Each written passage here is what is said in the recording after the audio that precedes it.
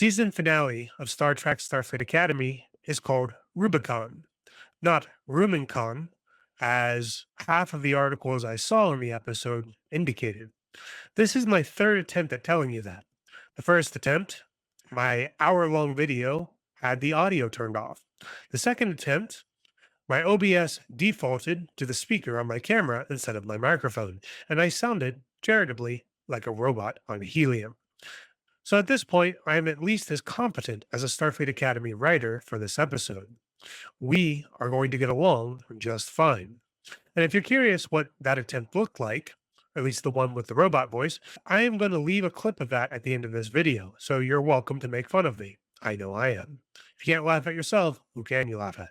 This video is going to be about 15 minutes because I don't have the patience to re-record an hour of dialogue for the third time.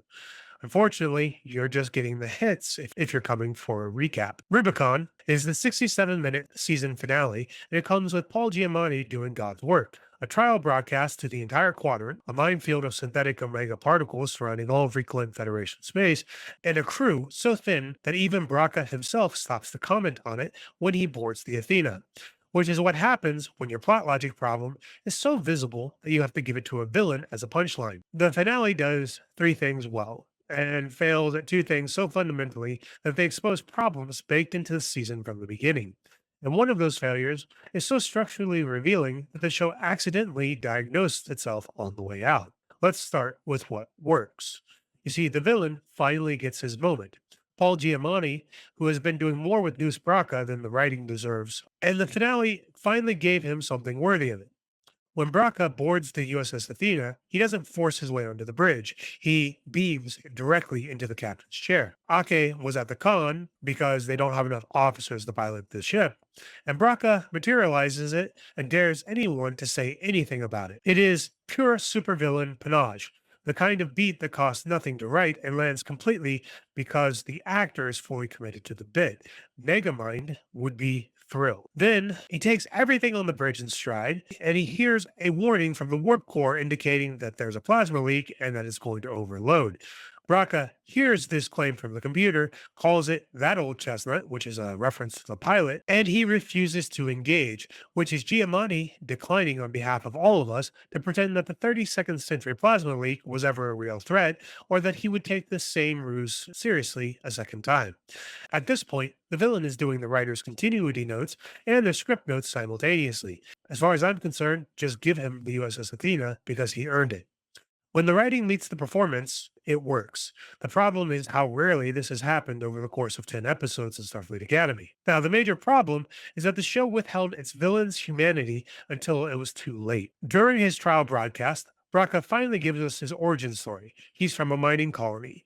And as a child, he and his father watched Federation supply ships flying overhead and never stopping to give them relief. His father built a weapon out of desperation and used it to launch a flare at the passing Federation ship. As a result, the whole settlement was consumed by hellfire when it went wrong. This is the first time we're hearing any of this, and we're 10 episodes in. The pilot opened with News Braca standing in a Federation courtroom, a Federation that explicitly values context, morality, and shades of gray.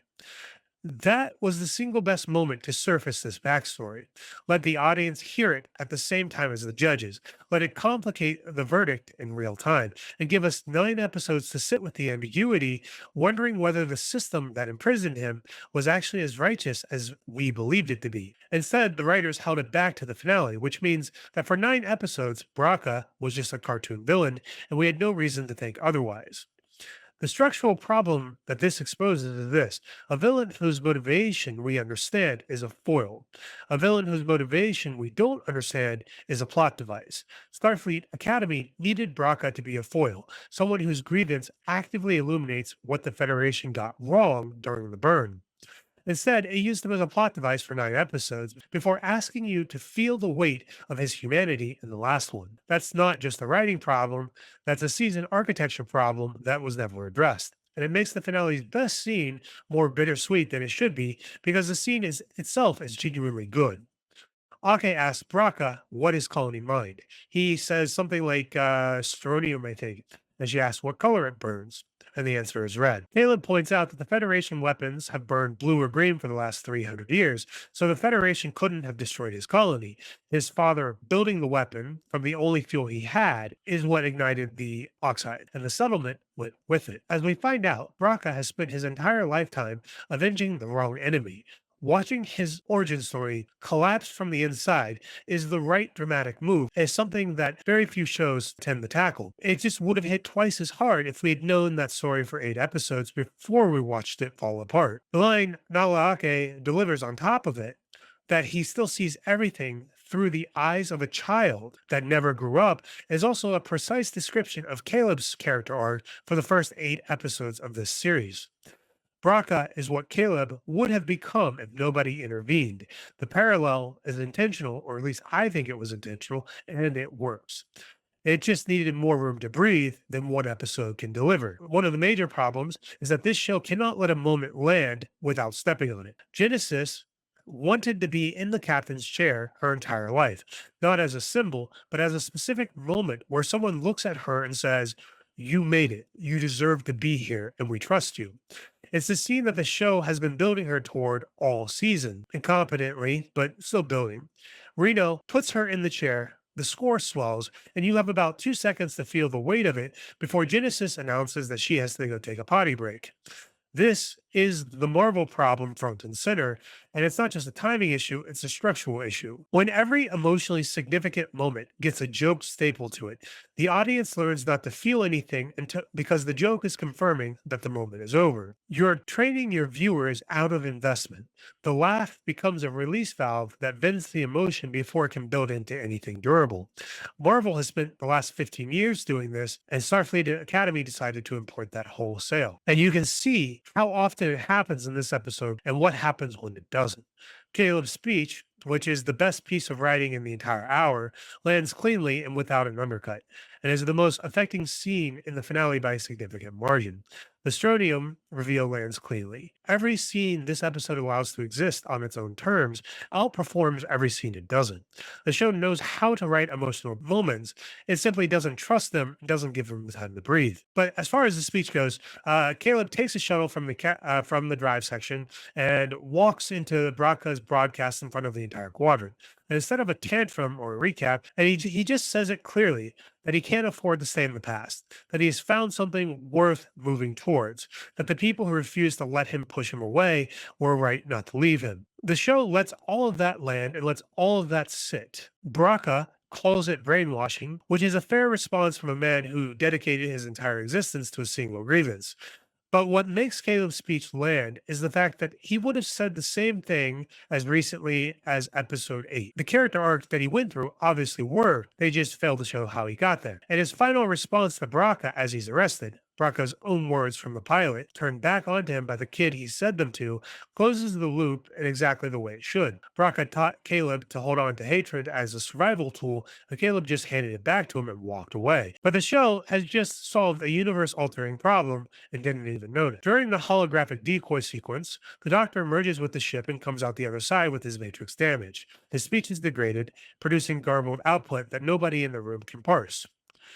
What sounds like a malfunction is actually communication, and what he's trying to say is gluons. If you reduce the ribbon particles in the omega 47 concentration by a precise fraction, you allow the remaining gluons to stabilize the molecular bonds, and the mines become permanently inert, and the wall comes down without detonating. Don't cross the Rubicon, can't find the glue on your shoe, is essentially a hologram's way of working through his damaged emitter, corrupting. Now consider what the Doctor actually did. The omega particle has been an unsolvable problem since at least the 24th century. The omega directive existed precisely because Starfleet had no answer for it, and it permanently damaged subspace. The only protocols they had was to shut down the ships who scanned it, send out a specialized task force, rescind the prime directive, and destroy the molecules on site. Now, this problem with the synthetic omega 47 molecule had a dedicated research station that couldn't crack this problem. And the show establishes that omega 47 is not a reduced analog or a synthetic approximation. It is a fully functional and identical version of the natural omega particle, which means the Doctor's solution would apply to every omega particle anywhere in the galaxy. galaxy. He cracked the Federation's most intractable scientific problem verbally while his matrix was degraded on a cadet training vessel. Sam transmits the stability algorithm into the minefield and it deactivates. And as a byproduct of stabilizing the Omega particles, she removed the Federation's reliance on dilithium and replaced it permanently. The post-burn energy crisis that defined the last century of galactic history is now over.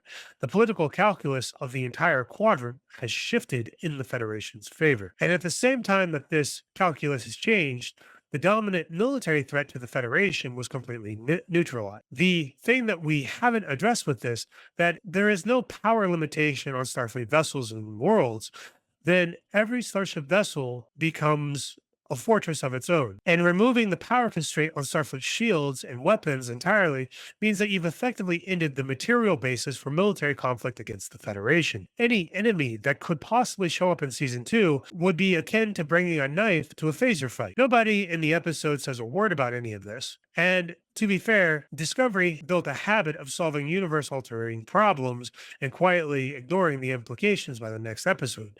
Starfleet Academy just decided to dial that up to 11, and at the end of its first season, it may have just solved every problem in the Federation going forward. Rubicon, the point of no return, is ironic for that meaning alone. Now, side note, I genuinely love seeing the ships finally flying in formation. Starfleet Academy has been inconsistent about that all season, and this is the first time it looked like an actual fleet. But I do have one question for the art department. To the left, we see what is essentially an Asari cruiser from Mass Effect. To the right, that is clearly a Quarian envoy ship, also from Mass Effect. And if you look toward the bottom, that is essentially a Protoss Tempest from StarCraft 2. Someone had homework due, and BioWare and Blizzard weren't checking their DMs. It looks great, it's just clearly not entirely original.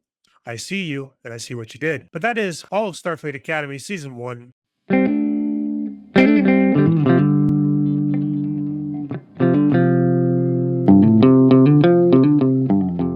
Now, this show is recapping the pilot because apparently 67 minutes wasn't enough time to tell the story without also reminding you about what show you're watching.